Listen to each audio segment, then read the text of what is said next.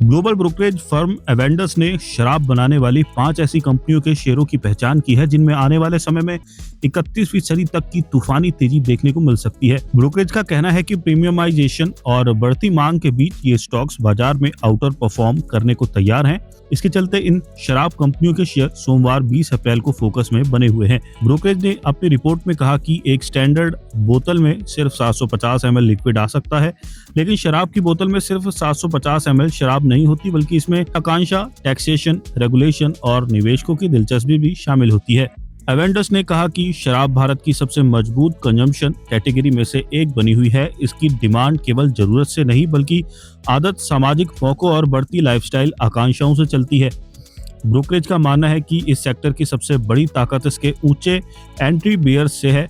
सख्त सरकारी नियम, ऊंचा टैक्स और सीवी डिस्ट्रीब्यूशन चैनल नए खिलाड़ियों के लिए मुश्किल पैदा करते हैं, जिससे मौजूदा कंपनियों को मजबूत स्थिति मिलती है।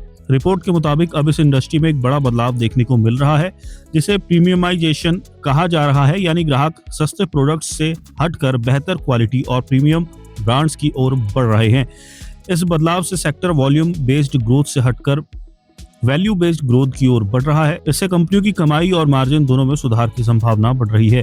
इसी ट्रेंड को देखते हुए ब्रोकरेज ने यूनाइटेड स्पिरिट्स पर बाय रेटिंग देते हुए इसके लिए 1662 रुपए का टारगेट प्राइस तय किया है। ये इसमें मौजूदा स्तर से करीब 27वीं सदी की तेजी का संकेत देता है। वहीं रैडिको खेतान को भी बाय रेटिंग के साथ 4177 रुपए का टारगेट प्राइस दिया गया है, जिसमें करीब 31वीं सदी तक की संभावित बढ़त बताई गई है।